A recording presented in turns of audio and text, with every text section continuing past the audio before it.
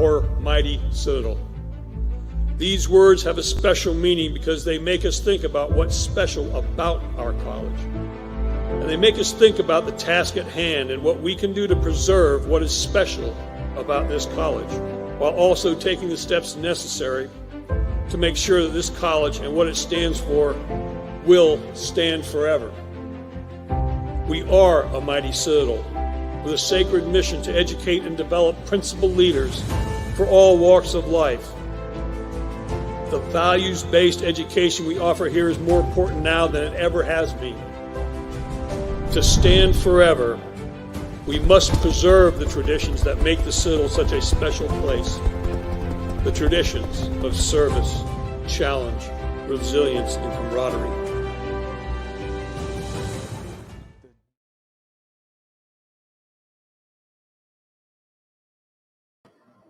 Good evening and welcome to the Citadel's Air Force ROTC Scholarship Webinar. My name is Seamus Gillen. I'm a member of the Citadel's class of 1996 and I serve as Associate Director of Admissions. I would also like to introduce my counterpart, Josh Simon, class of 2008, who will be assisting on the technical side tonight.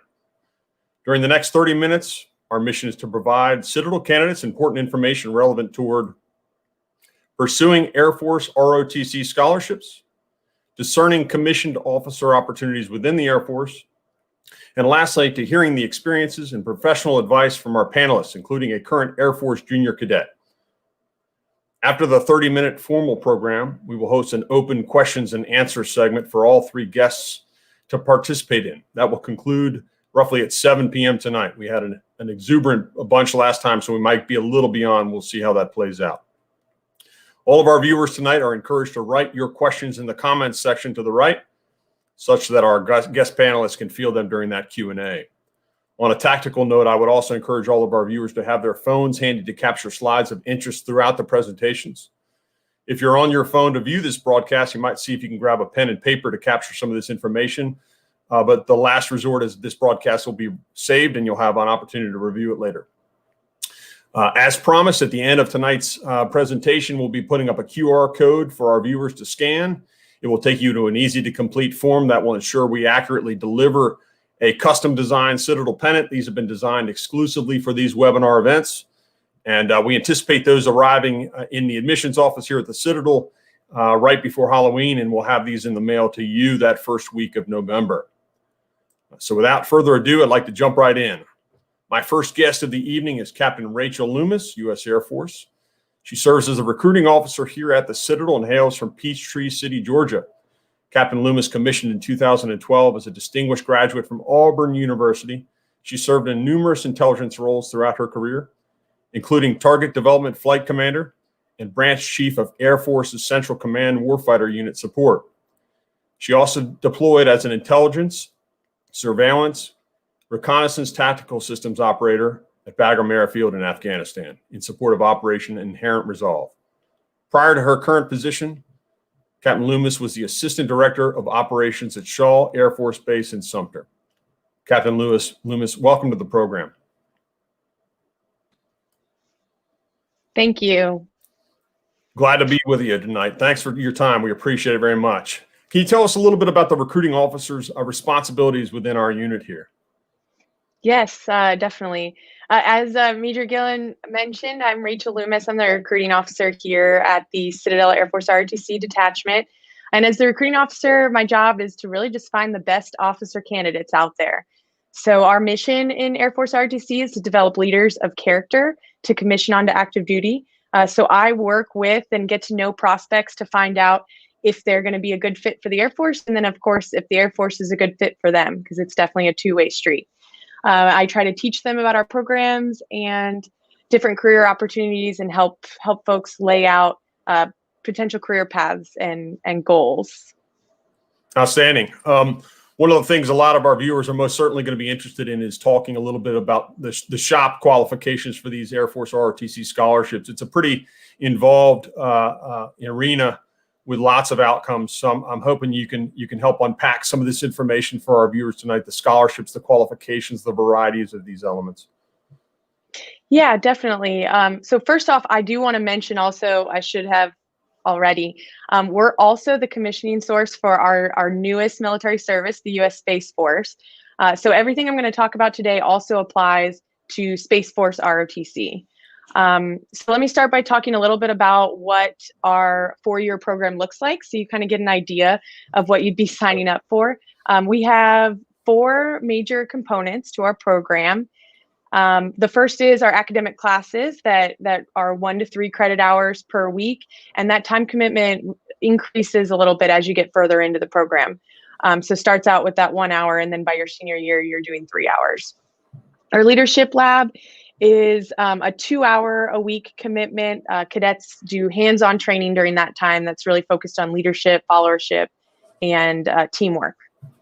We also have physical training. It's 1 hour per week, and that is on top of your Citadel PT requirement. And then lastly, we have our field training, which is it's like a basic training type of environment. It's 2 weeks, and that'll be between your sophomore and junior year typically. So we have 3 types of scholarships. I know that's the big thing you guys want to hear about today. So we have 3 different types of scholarships. As you can see listed there, there's various levels of money that can be awarded. All of our scholarships are merit-based. There are 2 different avenues in which you can earn one of these scholarships, and those are through our high school scholarship program and then our in-college scholarship program. So our high school scholarships, those applicants will submit their GPA, SAT, ACT scores, an activity sheet, which is similar to like a resume, and then they'll take a fitness assessment as well as do an in-person interview with an Air Force recruiting officer near them. So all of those things are taken into consideration when meeting the scholarship board. And like I said, it is merit-based. So our minimum requirements are listed here. It's a 3.0 GPA and then either a 26 or 1240 ACT, SAT. The application deadline for our high school scholarship is 14 January 2021. So if you're a high school senior, you can go ahead and start applying. Need to apply by 14 January at the latest. But the sooner you apply, the better. There are 3 different high school scholarship boards that will meet between now and March. So if you don't get selected for one, your application automatically rolls over to the next board. So the sooner you get your application and your interview done, the more opportunities you'll have to meet a board. If you don't get a high school scholarship, you can still enroll in our program freshman year, and you would have 3 more opportunities to meet an in-college scholarship board. And at the end of the day, whether you were a high school scholarship applicant, an in-college scholarship applicant, or you didn't get a scholarship at all, at the end of your 4 years, if you make it through our program, you're all going to commission as a second lieutenant in the Air Force. So, if you're still interested and you don't get a scholarship, we still highly encourage you to join the program.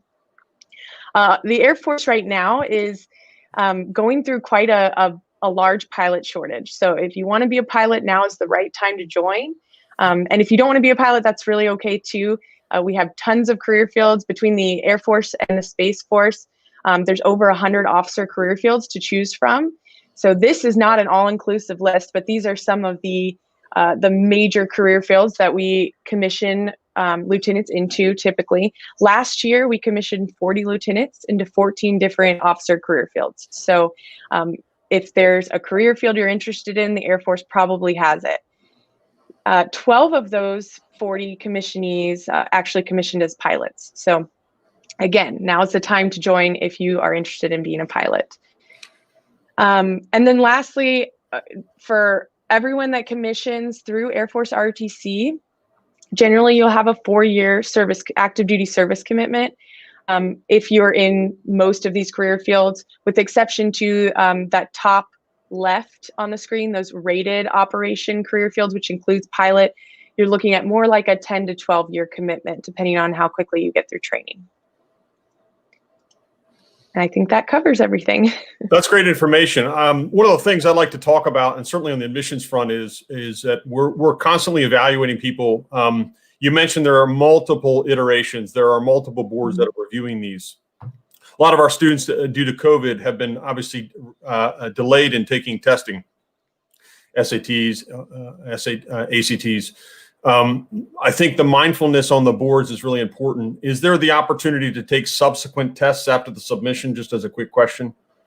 Is that something? So right now, no, the Air Force ROTC scholarship boards are only accepting the ACT and SAT. Okay. But once that submission deadline, and what was that deadline again? You had a deadline for the packet submission. 14 January 2021 is the latest. Okay, but tests cannot be submitted after that date. Is that accurate to say?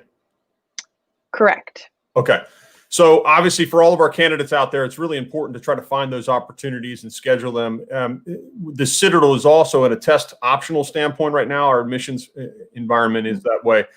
But for those who are seeking merit-based scholarships, and I assume many of you are, be aggressive on sourcing those testing opportunities because they're key elements in grading on a national scale. So that's something strategically to keep mindful of. In addition to work for our Citadel-based merit scholarships, this is obviously critical for the submission of that SAT and ACT review with these Air Force ROTC scholarships. Speaking of money, there's something that's interesting to note that's a bit new. It's been modified from years past. One of the things you will find in the Citadel community out there with our alumni is that they're a passionate bunch. We have a lot of support from our alumni of our cadets. We have internship opportunities. We have professional development mentoring.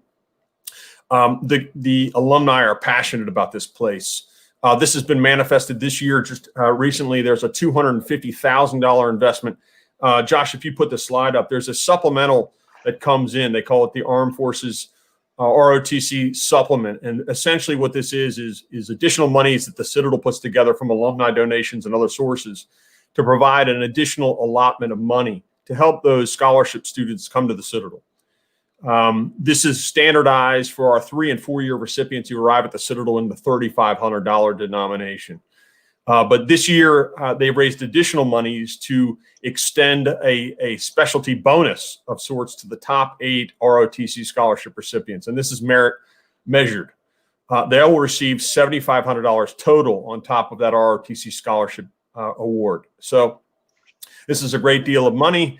That is meaningful, certainly to your parents and most certainly to your bank accounts personally as well. If you're taking loans and those kinds of things, this is really, really important information to know. But the underlying message here is also to talk about the alumni commitment to helping you out. And we'll talk a little bit later about how alumni impact our folks in service as they move from duty station to duty station. This community is a really special group, and we look out for one another. So that's good information there. And I think one lasting bit, Captain, is there any other additional information that you have aside? We want to make sure we put your contact information up, but is there anything else that I want to make sure that we touch base upon that you had in your presentation? That's all I had. Happy to answer questions either in this venue at the end, or feel free to reach out to me and we can talk one-on-one.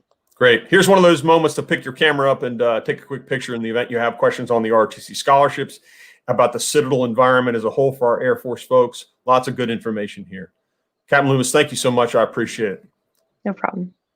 We're moving on now to our second speaker of the evening. That would be Colonel Matthew Moran, Citadel class of 1995.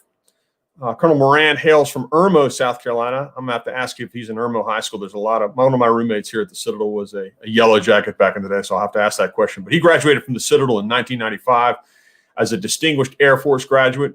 He currently serves as the commanding officer of the Citadel's Air Force Detachment, where he is responsible for the supervision and training of over 500 Citadel Air Force cadets. He noted 3 highlights during the course of his extensive career. The first being serving as the Squadron Operations Officer of the 12th Space Warning Squadron at Thule Air Base in Greenland. The second was serving as the Squadron Commander of the 13th Space Warning Squadron, Clear Air Force Base, it was Clear Air Force Station in Alaska. And the third was serving as the Space Operation Group Commander, Aerospace Data Facility East for the National Reconnaissance Office at Fort Belvoir, Virginia. Colonel Moran, with that introduction out of the way, welcome to the program. Hey, thank you very much. Appreciate it. You have a lengthy command history in the space and missile defense businesses, including commands exceeding 4,000 personnel under watch. Let's start by stating the obvious. I think when you're responsible for intercontinental ballistic missiles and and in other duty stations, having 4,000 people under your watch, that would most certainly demand a great deal of leadership and responsibility. This leads me to my first question, sir. If you don't mind, I'm going to bring you back to the cadet days a little bit, but I wanted to kind of reminisce and think about the lessons learned during that cadet experience and how that might have impacted your career throughout your time in the Air Force. And this might even include how that's impacted your return to campus. Welcome back, of course. Certainly. Thanks very much. So when you choose to attend the Citadel, it is not the easy path, right? It's that path less traveled you've heard before. Even as a freshman, as we call them knobs in the Corps, you are an informal leader right away, and you learn to be a follower right away. And as you move up in your sophomore year, they're putting you as a cadre corporal. They'll put you in different ranks in order to lead. And so you are put in to lead not just underclassmen, but your peers, which is a very difficult thing. So those lessons that you learned really carry forward into the Air Force. And so you have a huge step up or a lead on those folks that go to, say, a normal college who do this as a part-time thing. At the Citadel, you're doing it full-time. You're leading all the time. Made a big difference for me. I think anyone who comes to the Citadel, regardless of whether you serve in the military or not, that's one of those fundamental challenges is the lessons that are impregnated in your brain as an 18 to 22-year-old cadet here are time tested. The peer management side is definitely a managerial skill set that you have to qualify. There are a lot of senior privates that don't want to listen to juniors who have rank. That's the reality. But honestly, some of the senior privates here at the Citadel are the best leaders. And so there's no shortage of opportunities to practice mentorship and learn diplomacy and all these things that make you a better officer. When did you develop the bug to become an Air Force officer? When did that land? So I am an Army brat. I developed a bug to be in the military very young. My father was in the military, brother was in the Army, grandmother was an Army nurse, grandfather was in the Army. So I was in an Army family. And it's going to sound odd, and we can't do it anymore, but my junior year, I began talking to the Air Force Department because I was in the Army Department for a period of time for the first 3 years. And I said, I think I'd like to go in the Air Force and try the Air Force out. And they said, well, we'll send you to field training in a few months and you can switch over to the Air Force ROTC. So I knew I'd wanted to be in the military, but the Air Force was kind of a late ad for me, to be honest, in college. I think that speaks to the environment here, is that it's a welcoming environment to try to facilitate cadet needs. On the academic side, there's a lot of mentorship that happens academically and otherwise. You're exposed to a lot of interesting people. Our commandant, Captain Peluso, came to the Citadel wanting to be an aviator and ended up being a Navy SEAL, and having a lengthy career there. So, and I think it was Army folks that turned him on to SEALs. So that's the interesting interlude there, is that there's no shortage of these light bulb moments that happen when you're here at the Citadel that turn on great opportunities for you. So it's a really selfless kind of environment to that end. A lot of your recent work before your return to the Citadel was highly classified, so obviously we can't delve into that unless we have to hunt down all of our viewers tonight, but we won't be doing that. So there will also been some lighthearted. I think any officer who's served for many years is going to have lots of lighthearted moments and camaraderie. There was a great story that we heard word of about a culinary adventure you were faced with during your time in Greenland. Colonel, if you wouldn't mind sharing a little bit of that experience with us. Certainly. So over the last 25 years, have been lots of really interesting experiences. And one of them was Thule, Greenland.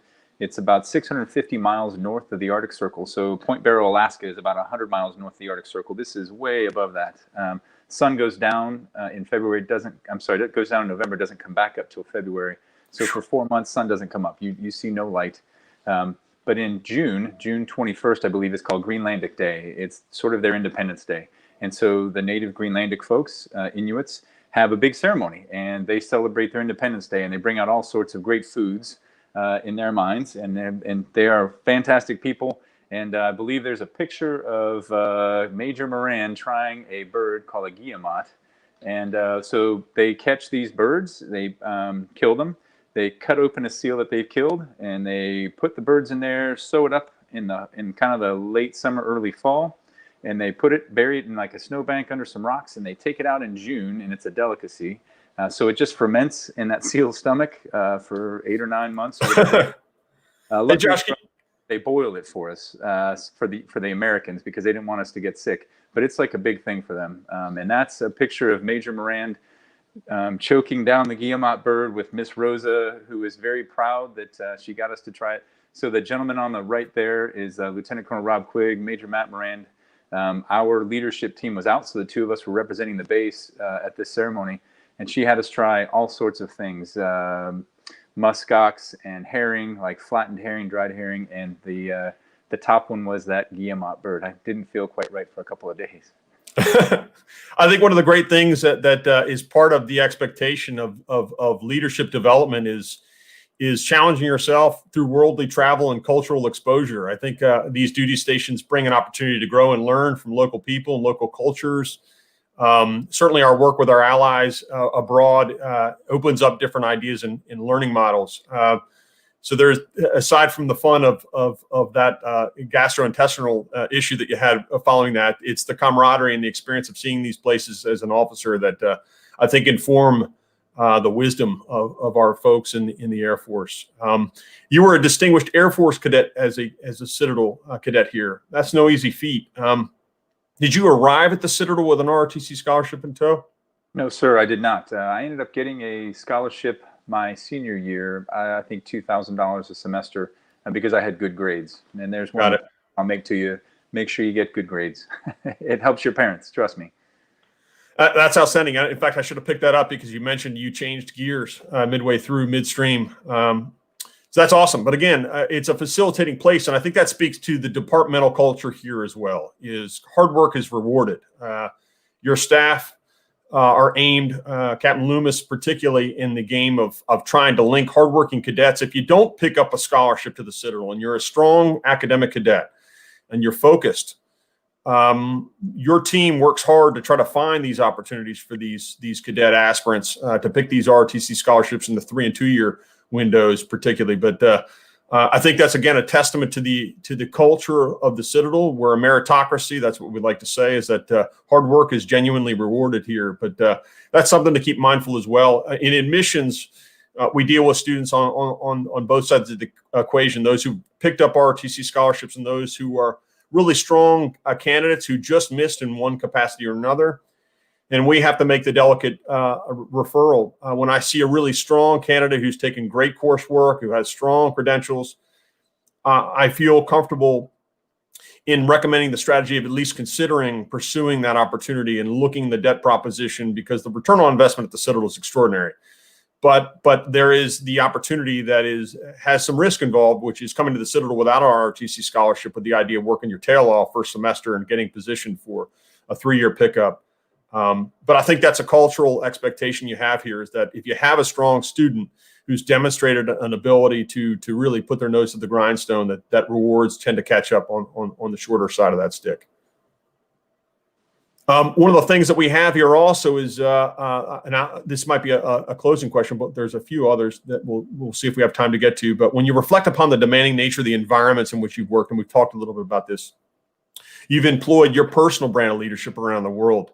What might your advice be to the viewers that are watching us tonight that are in that nascent early stage but have the same aspirations? What advice do you have from your seasoned experiences and duty stations and all those things when you think back to that time of being a senior, looking at the Citadel and considering services in the Air Force as an officer? So I had a brother who also graduated from the Citadel in '91. So he was a few years ahead of me. He graduated and I started. And I saw how it molded him from kind of my knuckleheaded older brother to like an Army officer. He went in the Army. And so that development was pretty impressive. I was 5 years younger, 4 years behind him in school.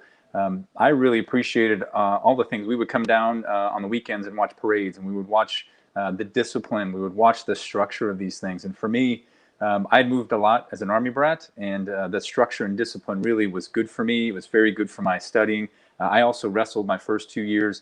Grades were not the best, probably why I didn't get a scholarship early on. But once I stopped wrestling and focused on academics, I did much better. That's how I got the scholarship. So focus on your academics. In leadership sides, learn what your leadership style is. Learn from others, but you're going to have your own leadership style. Don't try to be, a General Patton. Don't try to be, I'm a space guy by trade. So as Captain Loomis mentioned earlier, if you have questions about Space Force, you can hit me up on that one, either one of us. But General Hyten was one of the gentlemen I worked for. He's now the Vice Chairman of the Joint Chiefs of Staff. I will never be a General Hyten, but I learned a lot of things from him. So learn from the people around you, the good things, the bad things, and apply those to your leadership techniques. And you can do a lot of that at the Citadel. This is all great information, and I think this is it branches in across the board here. Is that there's great opportunity for us here. You mentioned that you were a wrestler, and one of the things I want to share, and it's changed a lot in the time since we were cadets. The resourcing that's available on the academic front is extraordinary here at the Citadel. It's never been stronger. It's a really committed environment. 12-to-1 is our student-faculty ratio, but at night, evening study period is the focal point of the studies, but the resources are available. One of the things I'd like to make note of any of our aspirants out there who are looking to play Division I sports at the Citadel is that our Division I athletes graduate at the same rate as non-athletes. I'd like to repeat that, but I won't waste time. It is a reality here that the athletic core at the Citadel here is tremendously supported, and the coaches that recruit our athletes understand this. You're not separately living. My freshman year, our company commander was John Harrison, who was he was a baseball player. He was our company commander, and he was pursuing a contract at the same time. And this is an extraordinary amount of time management that's required to be successful. But I think one of the things that Colonel Moran will attest to is that time management is essential to being successful here at the Citadel. You got to manage your time very, very well. And the resources that are available now have never been stronger in the college's history since 1842. So there's a lot of things to be mindful of. You mentioned mentorship throughout your career as being a key element. I've always been smart in surrounding myself with capable people. You'll meet Josh Simon here shortly in our Q&A, but he's a junior officer in this office, but he's a guy that I lean on all the time. So this is a teamwork environment. There's always constantly opportunities to learn from people who have different skill sets. Colonel, did you have any other final words before we kind of move into the next segment? No, sir, I don't. I'll be here. Any questions you all have at the end, whatever we have time for, I'm happy to answer. But thank you. And don't forget, Colonel, thank you so much, sir, and stick around, obviously, for that Q&A. Don't forget to start populating that comment section on the right side. We'll dive into that in short order here. We're going to move on now to our third guest of the evening, and that is Cadet Jenna Baer. Cadet Jenna Baer is a member of the class of 2022, and she hails from Westminster, South Carolina. She is a junior finance major here at the Citadel, as well as an Air Force contract recipient with the ultimate goal of becoming a fighter or bomber pilot. I think in lieu of talking about Cadet Baer's background, we're just going to show it. Roll the film. I knew I wanted to fly planes probably from the first time I went up. I'm Jenna Baer, and I want to be a pilot in the Air Force. I never felt fear for flying. I always loved it so much and really enjoyed it. Hearing from my dad all his stories from when he was in the military as a fighter pilot just helped fuel it more, the excitement of it, the drive for it. The feeling of flying, and even just before you're getting up in the plane, it's definitely an entire feeling of both excitement and focus, kind of all at the same time. Every small, tiny little thing in an airplane can either cause things to go the way you want them to or to go completely wrong. So you have to have that focus, and you have to have that attention to detail to be able to, be successful as a pilot and to make sure everything always goes as planned. Once you're actually up in the air, it's, you've got to be on top of your game. You've got to be doing what you need to do, but it brings a lot of excitement. It's especially when it's something you have so much passion for. Flying definitely puts life in perspective, different than anything else can. When you're up in the air like that, you look down on everything else, and everything else seems so small. There's nothing really like it. Serving in the military is really important to me. It's been something that both my mom and my dad's side of the family, they've been involved in. Everybody for the most part of my family has been an active duty military member. Me specifically, I'll be the first girl in my family to be a part of the military, which, is a really neat thing to say. And getting to do something I really love to do on a daily basis as a career is, definitely an opportunity that I would never pass up. This whole year has really taught me a lot about myself individually, a lot about being authentic to myself and really going after, the things I want, not letting anything stand in my way about it. We, on a daily basis, face different obstacles, and really learning to push yourself through those mentally and physically definitely builds you up and makes you a lot stronger as a person.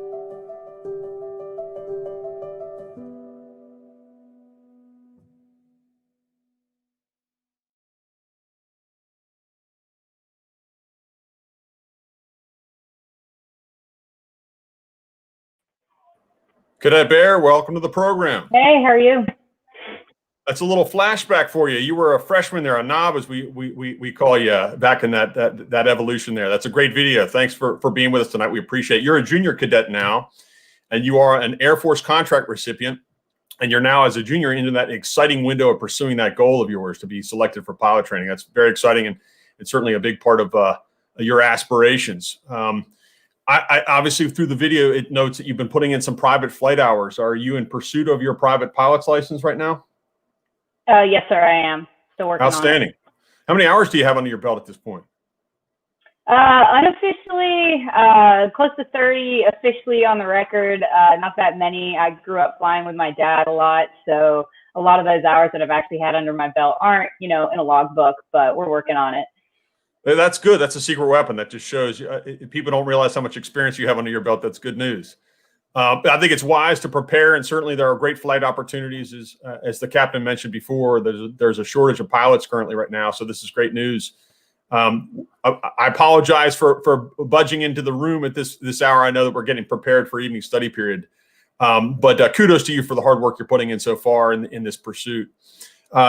Looking at your dossier here, it looks like you participate in a variety of different organizations on campus. One of them is the Citadel Flying Club. In fact, I think you're one of the flying club officers. Can you tell us about that?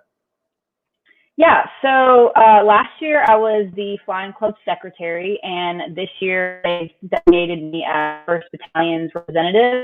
So basically meaning that any cadets in the battalion can come to me with questions and reach out to me about, anything they might be curious about in regards to the club.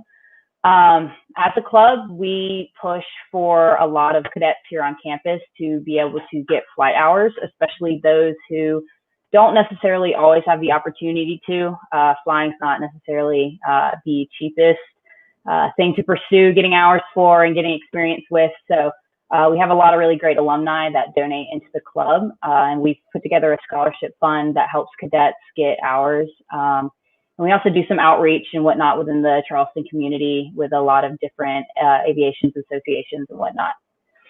That's outstanding. In fact, I think I saw a picture once of a bunch of training aircraft on the flight on the parade ground out here from long ago. In fact, I think cadets, and this is part of the resourceful nature of cadets and the entrepreneurial spirit, is that they revived this club a handful of years ago, but to great effect. And again, hearing the alumni support to this end is really exciting to hear.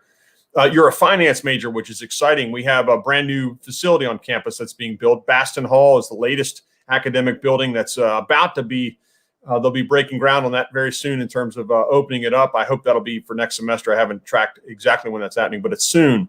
So all of the business related majors, and we have a variety of them, including finance, are going to have opportunity. I think there's trading desks and all kinds of really cool things that are going to be available to you.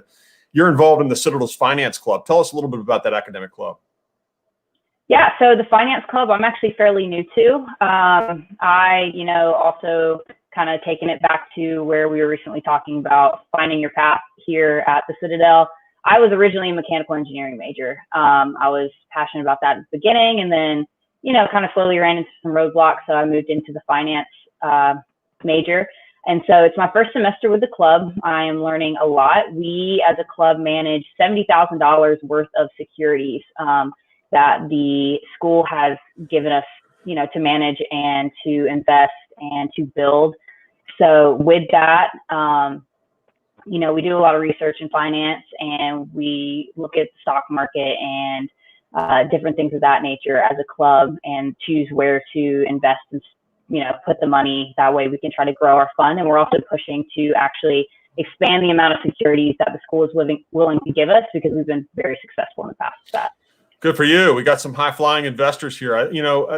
I think that investment, that $70,000, that seed money that was put in, is a great demonstration of the community here. Is that we invest in our people, we invest in our cadets on a daily basis. You're not going to find the Ritz-Carlton in terms of our barracks environments. In fact, you're in the barracks right now, and we're intruding into that environment. I hate to ask, but I think our viewers would have a great interest in seeing what it looks like inside the room. If you wouldn't mind giving a quick rotation to see what the barracks room looks like, if that's okay. Yeah, of course. My roommate's in here studying, but it's no worries. So we'll do a quick turnaround. There are the racks. Yeah. Those are full press. Yep. Bed's behind me. full press, try to turn, half presses.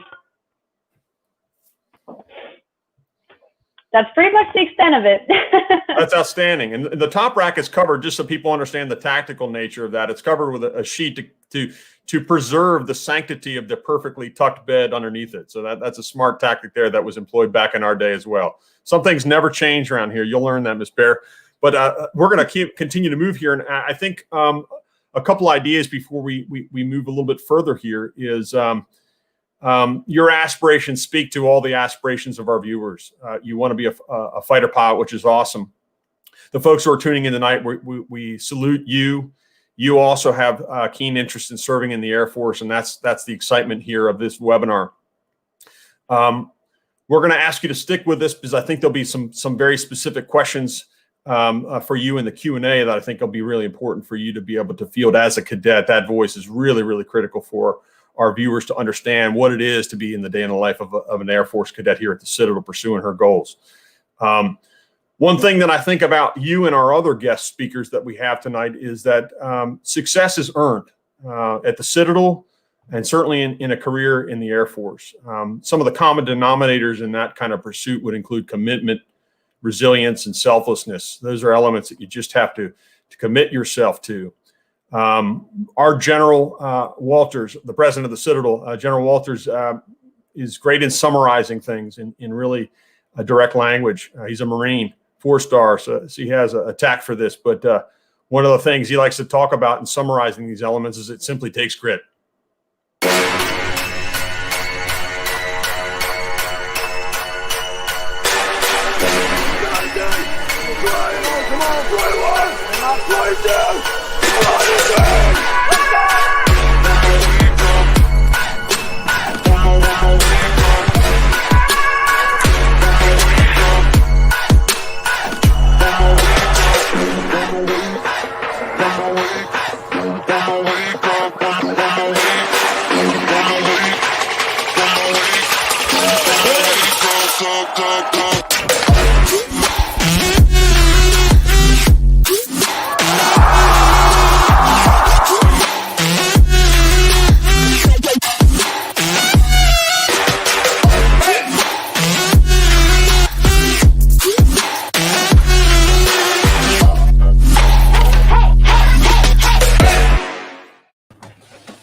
All right, I'm fired up for our Q&A. For all of our viewers, thank you guys for participating in the webinar thus far. We're getting ready to jump into the Q&A section here.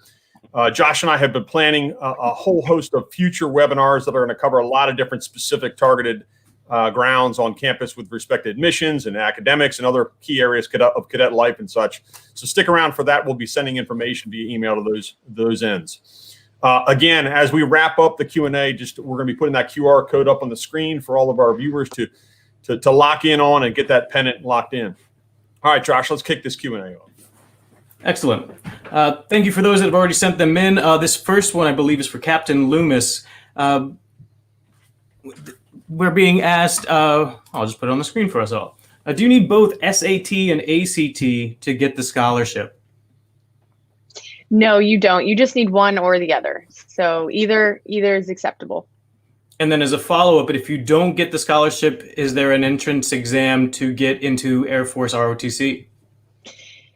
There is an Air Force officer qualifying test that actually everyone has to take, including scholarship cadets. So your freshman year, you'll take the AFOQT, and if you don't pass it the first time, there are opportunities to retake it, but cadets must pass it by the end of their sophomore year before they can go to field training. Excellent. This next question is for Cadet Bear. I'm also wanting to pursue a career in flying, and I was wondering when you can start getting flight hours.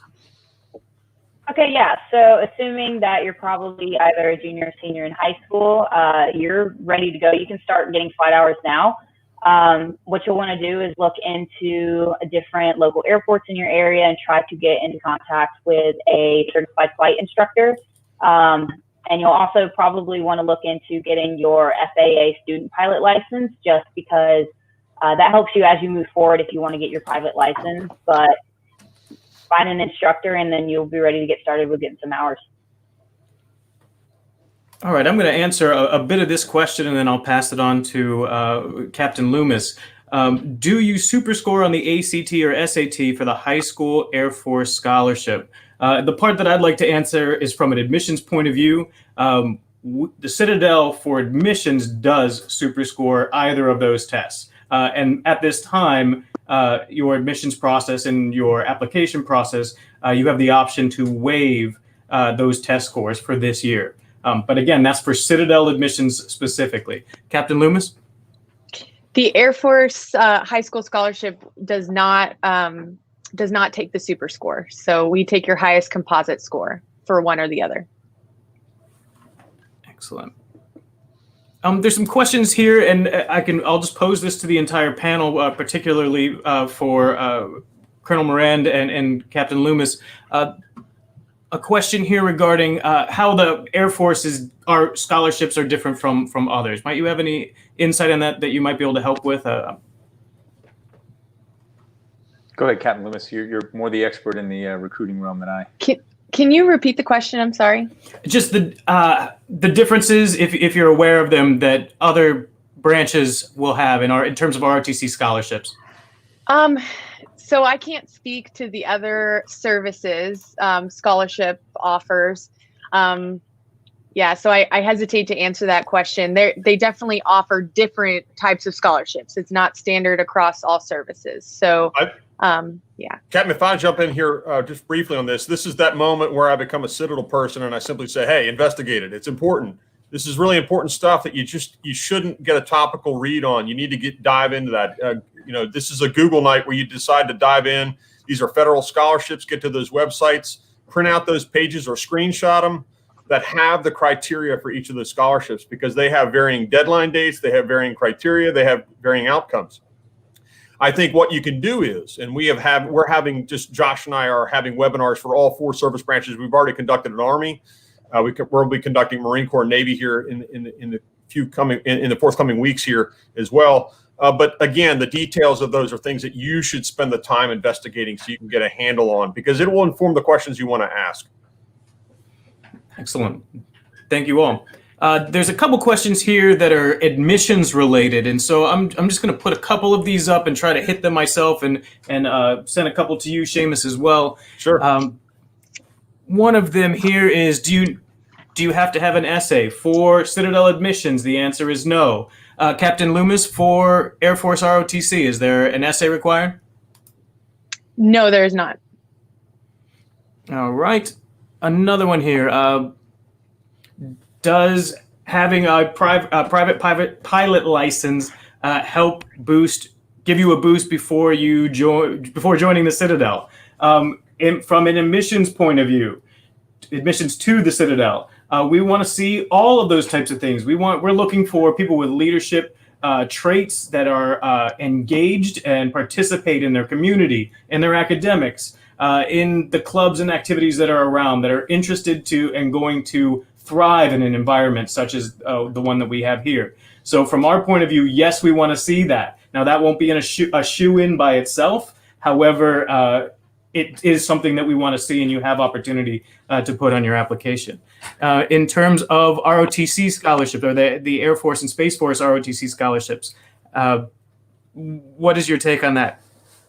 So no, having your private pilot's license doesn't necessarily give you a boost in numbers for competing for a high school scholarship. It is something that you'll have on your activity sheet when you apply. So it's kind of like a resume, as I mentioned before. So seeing that you've dedicated that much time to accomplishing something like that certainly helps during your interview. So it can help sway your interviewer to give you a little bit higher marks in the interview. But as far as your actual application, you don't gain any points by having that. Captain Loomis, if I can, if you join the Air Force ROTC program and you're pursuing a rated slot to become a pilot or backseater, CISO, any of those, your private pilot's license and hours actually do help you score higher on the board to get a rated slot within the Air Force if you can get one. So it is a perk within the Air Force ROTC when you go to get if you're applying for a rated slot. Seamus, a couple of our guests are asking about visiting school, visiting the campus here themselves. Can you answer to what opportunities there are for visits? Yeah, we're gonna put a slide up here momentarily, and just make sure you can hear me clearly. We're gonna put a slide up that has all the contact information. I'm gonna talk through it just following this Q&A. That's really, really important. So stick around for that. There was also a person saying, and COVID's a big issue right now. One of the people was talking about in-person visits. The quick answer is yes, we are doing in-person visits. Masks. These guys are a way of life on this campus. You're wearing them. The only reason I'm not is I'm in a closed door office environment right now. It's 7 p.m. or nearly 7 p.m. No one's here. But the campus environment and Cadet Bear will affirm to this is that we're pretty hardcore about social distancing, about the policies and regulations. Our commandant has been and our president have been diligent about sourcing great information. We had Marines on campus earlier in our barracks. We learned from them. We've been very, very mindful of this, and it's been what's keeping us in person. So we do have in-person visits. I'll talk more. There's a website called prenob.com that I'm going to dive into. There was also a question about SATs, if they're verboten in your area for the time being. I think it's important to look at a road trip to go into a nearby state if you have to. It's just worth it. Because repetition helps. Hopefully everyone's been on top of some SAT and ACT preparatory work. You can do that virtually, but I think that no time is better than right now. Jump on this stuff, find opportunity. If there's a neighboring state that has opportunities, make it a weekend trip to get away and do these things, because these ROTC scholarships are key pieces of the puzzle. And the merit-based scholarships that our students are pursuing here, again, it's an essential piece to the puzzle. So if you have additional concerns, certainly reach out to Josh or myself in the coming days, and we'll see what we can do to provide some direct guidance to that end. Josh? Great. A couple questions about how often scholarships are awarded. So when talking about how competitive these are, Captain Loomis, what would you say is the average for actual receipt? You did mention the minimum test scores. Is there an average? Is there something posted along those lines that you might be able to help give a range, off the top perhaps? of my head, I don't know the average last year for the SAT, ACT. I do know our average for our high school scholarship awardees for GPA last year was around a 3.7. So pretty high. That doesn't mean you won't get awarded one if you're below that and you happen to be really high in some of the other areas. But that was the average last year. I did see one question about, is it still worth it to apply if I have under a 26? I will say, even though the Air Force lists 26 as a minimum, I have seen Air Force high school scholarship applicants get interviews with lower than a 26. So if the other part of your application looks super competitive, you might still be able to get an interview and compete. Great. Thank you. This next question I'd like to send to Cadet Bear. Do you have any recommendations for preparing for the physical assessment test? And if you'll include in that, in your answer, please, also preparing before you get to the Citadel. Let's say once you've been accepted, how do you prepare yourself physically for both your time here as well as your time for these ROTC assessments? Sure. So when kind of taking on this question, there's two sides to look at it. There's the Citadel side and the Citadel PT test, and also then the Air Force PT test. So the Air Force PT test consists of a 1.5-mile run, sit-ups, and push-ups. And then your core PT test will consist of a 1.5-mile run, crunches, and push-ups as well. But the standards are a little bit different, if I'm not mistaken. So before you get here, it is super important, and I cannot stress it enough, to prepare physically. Knob year is no joke when it comes to that. I learned the hard way, and I'll admit it, but it'll get you into shape fast, whether you come prepared or not. But to get prepared prior to showing up here, you want to stay on top of just being very active. Take into account what you'll be tested on, but not just that. I mean, try to go farther. So, exercise every day, go for runs, push yourself, because if you don't push yourself, you're going to be pushed here. A lot of body weight type exercises, because that's mainly what we focus on. So I would say at minimum, get out for us when we PT. This year's a little bit different, but typically the core PT is twice a week for an hour. For the Air Force, you've got another day with another hour tacked onto that. So 3 hours a week, you are PTing with other cadets around the Corps, and 30 minutes of that is typically cardio, so running around the parade deck or around campus, levels out to normally about 3 miles in those 30 minutes. And then the other 30 minutes, we're on the deck and we're hitting push-ups, sit-ups, planks, lunges, whatever you may have it. So just prepare. So I'd say on your own, be working out at least an hour a day, if not more, just because it's better to come over-prepared rather than under-prepared. Great answer. Quick question. Are you allowed to visit home during the holidays and summers? Absolutely. We also have, we have the normal, we are a public college. Okay. So we're going to have what we call winter furlough, which starts usually right around middle of December. And that's going to go for almost a month, if not. So 4 weeks or so there.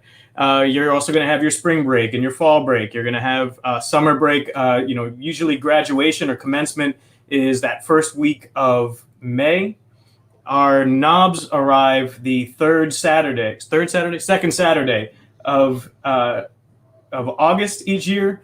And we did a little different this year due to COVID, but we brought them in, we got them trained up. And the upperclassmen usually arrive just a week after that. So we stagger things, but you're going to have a normal college holiday schedule by coming to the Citadel. Many of our cadets who are contracted are going to spend their summers, or at least some of their summers, doing some of those training events with the military, with whichever branch they happen to choose. If they choose to pursue it as a career, they may go to basic, or they may go to the training that Captain Loomis spoke of earlier. So there are some things there that, again, will be a part of your decision-making process. Thank you for that question. There's several questions here, Captain Loomis and Colonel Moran. I'll start with Captain Loomis regarding career paths. How do you get this? If I want to be in intelligence, what are good majors? If I want to be, what majors, cyber operations, how is that a good thing for moving towards intelligence majors and things of that nature? I'm sorry if I'm paraphrasing some of these. Can you tell us about how the Air Force Department here works with cadets to help them find those outcomes that they're looking for? Yeah, so as we get active cadets enrolled in our program, we do something called a term counseling with them every single semester, and we get to sit down and talk to cadets one-on-one about what their goals are. So that is the first question I always ask cadets: what types of career fields are you thinking about in the Air Force? And that's when we can talk through what majors would probably fit well with that. There are only a few career fields in the Air Force that actually require specific majors. So, for example, if you want to be a pilot, your major actually does not matter. There's no requirement to be a pilot to have a certain major. But then there are career fields like, mechanical engineering. You need a mechanical engineering degree for that. So we would sit down one-on-one and talk with the cadet through their specific desires. Is there any opportunity for the SAT or ACT component to become optional this year or in the near future? Is there any of that on the horizon that you know of? As of right now, no. And I would just continue to check the Air Force ROTC. It's AFROTC.com is where the application is. It's all through that website, and that's where all the information is coming out. So as of now, we're still requiring it, and I have heard zero rumors of them removing that requirement. Excellent. I have a question here about the GI Bill. Now, we do have a Office of Veterans Affairs here on campus. I don't have that. Excuse me, I do have that right here in front of me. The phone number for that is 843-953-9824. Call them. Their whole job is to work with veterans and their children. They will have your better specific answers than myself, or I believe our panel can speak directly to in that regard. So please contact them. I know that there are opportunities for funding in that regard. Am I correct in that, Colonel Moran? Do you know of anything in that regard, or Captain Loomis? For college in general, yes. So the Veterans Affairs Office will have all that information. If your parent maybe has the post 9/11 GI Bill, they've transferred some maybe to you. The school, those folks in the administrative office there will be able to help you work through the process to apply for those kinds of things and put it towards your education. Sally Levitt's over there, and she's fantastic. You'll be able to find her, but again, that office is available. You can search on the admissions page. We might even follow up and put post this in the comments section to give you that number directly in the comment section so you can see it. Absolutely. Can you change your ROTC? And if so, oh, I thought I just put that up there. Sorry. Here we go. Let's try it one more time. When's the latest that you can? So Captain Loomis, I'll try to take this one. So your freshman and sophomore year, you can change it pretty much all you want. If you liked the Air Force or you were in the Navy and you want to switch to Air Force and move around, once you decide to contract, usually in your sophomore year, you decide to contract with the Air Force, it's much more difficult because at that point you're hitting specific milestones for the Air Force or for the Army or for the Navy, and they need all of those things done before you graduate and get commissioned in their service. So usually you have 2 years in order to make up your mind. Is that fair, Captain Loomis? Yes, I would say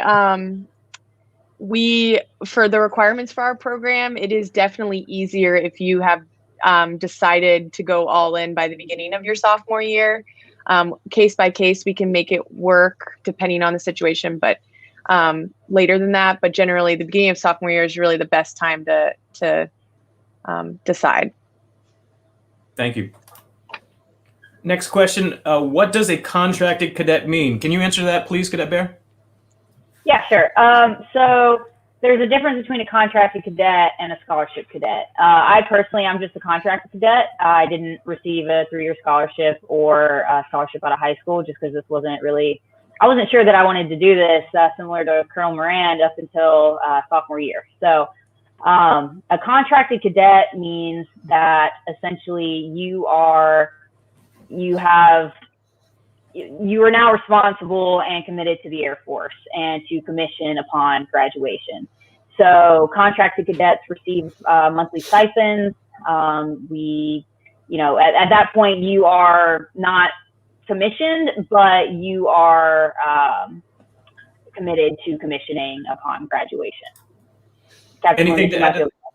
Perfect. Better. Thank you. No, fantastic. Thank you. Anything to add to that, Captain Loomis? No, that was good. One thing to note, I noted this on your dossier again. We do our homework around here, Cadet Bear, is that you picked up gold stars that look like last semester, which is a 3.7 designation. That is not an easy feat. Being a finance major, that's outstanding. So congratulations on your hard work. You wear this emblem on your uniform. And again, it speaks to the culture around here that we put academic achievement up there on the pathway. You can see those gold stars on her collar. That indicates that she achieved a 3.7 last semester, which is no easy feat. Certainly in the finance major, that is an outstanding achievement. That puts you on a very competitive pathway moving forward. But that's the kind of work ethic we expect around here. You have to work hard to have opportunity find you. It meets halfway. But we have a great staff of officers here that, again, are committed to answering a lot of these detailed questions. We're going to be putting some contact information up on the comment section as we start to close out here. There's a question that just came up about how you become a contracted cadet. There's a process in that Air Force Department. Again, there's assessments, there's criteria you have to meet that are different in slight ways from an academic standpoint than getting approved for an ROTC scholarship. Again, it's a pathway to commissioning. There are multiple pathways. This is one of them. So Cadet Bear is a great example of this. The light switch went off. She found that committed pathway and picked up that contract. And as you see, she's working hard academically, and she's spending time in the cockpit figuring out opportunities to get as many of those hours as possible towards that end goal. So this is a dynamic environment. And I say that with every bit of accuracy I can muster, because from the early hours of the day to the most late hours of night, cadets are at it. This is not the layback school and hang out and hope things find you in your senior year. This is a 4-year preparatory place for managing people and problems and hitting the world running. This is not just for our graduates who are being commissioned into the armed services. This is also an element of the culture of the college, is that the return on investment numbers are extraordinary. That's measured by employment numbers. $60,000 is the average salary coming out of the Citadel right now. The employment rates are astoundingly strong, and even in these challenged environments, you're finding cadets that are landing on their feet rapidly in professional environments requiring their management. I think another milestone for our cadets is that the leadership experience that Colonel Moran spoke about and is a cultural norm here. This is the stuff that doesn't measure where you are when you first get out. It's where you are in 10, 15, 20 years. That's the real measuring stick of performance here. So I wanted to see about putting a slide up, Josh, to revisit the admissions information. This is an important element here for all of our candidates here. If we can find this slide, it's got some admissions criteria that kind of circle around talking about visiting the college, and then we'll revisit it on any final questions. Josh, if you might be able to find that slide here, that would be outstanding. I know you're working on that. But this is going to outline how to visit the college, both in person and visit opportunities. These are really, really important notions for you to have here. So without further ado, if we can get a slide up that has the admissions elements here, that'd be great. Hey, Seamus, one more thing to point out while we're waiting on that. Cadet Bear, with her gold stars, the better you do academically, the more freedom you get at the Citadel, the more passes you get. And so the Citadel, right? So that is a way to freedom, right? You're like, well, some cadets have to stay in and have to do specific things. But when you have good grades, the Citadel says, you know what? I'm going to let you go because I know you're responsible enough and you're going to get good grades. So the smile on her face is probably because she got extra passes this year to get out of school and go do things because of her gold stars. So congratulations on that. Thank you. Colonel, and it goes without saying that Charleston's one of the finest cities in the world. I think that even when you've visited the world, as you all have in many regards, there's a reason that people come to Charleston and flock to Charleston. And I liken it to you're a Tesla that burns the late hours driving from Sunday to Friday, but then you get to plug into Charleston. And if you have additional leave, and what he means by that is Gold Star students are afforded extra weekends and overnight leave to go and do whatever it is you want to do. And Charleston's an amazing city. It's an amazing community. So our cadets make very good use of their free time. Let's put it that way. Josh, do we have an opportunity to get that slide up? If not, I'll just go ahead and talk about those items. Not a big deal. Yes, if you would, Seamus, go ahead. Yeah, no problem. So the nature of the environment here is, and again, the formative understanding here is preknob.com, PREKNOB.com. This website encapsulates all the opportunities you have. We have in-person opportunities. I mentioned before, you've got to be masked up. Your family has to be masked up. I would not encourage anyone to bring elderly folks with them. If you have older members of the family, it's not a good idea. My advice to you on that front is to simply jump in and find those opportunities. This is visiting the Citadel. You can see virtual information sessions that he's posting right there that are really, really important. The Monday to Friday campus visits, again, have to be orchestrated. There's a registration for our daily visits that you need to be mindful of. We have a new, traditionally we have pre-knob overnights. They're being reevaluated and put together or constituted rather under a different marker. We're calling them inside the gate events. And these are going to be 3-day affairs. We're going to have multiple iterations of these events. And each of these is going to encapsulate very specific information on each of the days. You can participate a la carte, and those will be by registration. Information's coming forward on that. Another thing for you, all of you, is to get to know your admissions counselor. Under the admissions page, there's a contact us link. There's information to find out who your counselor is. That's really, really important. You can arrange one-on-one Zoom calls with your counselors at any given time. These folks are committed to helping you through the process, and not just when you receive that academic acceptance, but all the way through to matriculation day. There's a real relationship that's committed there. But Zoom opportunities are available there. But the contact us link has this geographic map. We orchestrate our team geographically. When you click the map up top, you can see some of us right there. We have that. So if you want to know who's responsible for you, you can see I'm in the Northeast up there. We each have our own territories. So depending on where people are, get to know your counselors, and you can request those Zoom meetings directly. Josh, do we have anything else? We do have several, and we are unfortunately at the end of our time, even extended a bit. But what I would like to say is we will be answering these comments after the show, if you will. Also, when you go, we're going to have a QR code here to take you to the penance. When you do that, the very last thing will be suggestions and extra questions. Put them in there. I will be going through each of those, responding to the admissions ones, and forwarding on any of those questions to Captain Loomis and all of our panelists to make sure that you get answered here in the next couple of days. So please don't consider this the end, but just the beginning of this process, of this informational process. We will absolutely, every member of this panel, less so Cadet Bear, though she's available, I'm sure, for specific things. All of us are happy to help and explain things so that you can make those best decisions with these next years of your life. And finally, Josh, thanks for that summary. And one of the things I'd like to do at this moment is to thank all of our panelists for their participation. Cadet Bear, I know we're getting ready to dive into evening study period here. So again, we appreciate you letting us invade your environment there in the barracks. It's great that you're able to show our folks out there what it's like to be in the barracks room. It's a quiet time right now. I'm going to leave some parting thoughts with all of our viewers tonight. And again, stick around for that QR code to pick up your pennant. But I'm going to leave you with a quick notion here on what to consider is that in 18 short months, I'm going to show a video of where you very likely will be. And it's an exciting place to be. The freshman year here at the Citadel, as Cadet Bear mentioned, is not an easy place to be. It's not, frankly, all 4 years have their own challenges, but the freshman year particularly. But there is a crucible at the end of that year that when you've earned it and worked hard, you're recognized. Recognition for hard work is something that's a keen part of this meritocracy here at the Citadel. So I'm going to show you where you very well could be, and that will be at matriculation day as a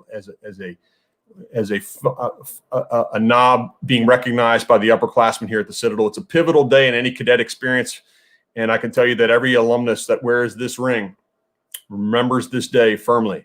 It's a very, very special thing. So without further ado, Recognition Day.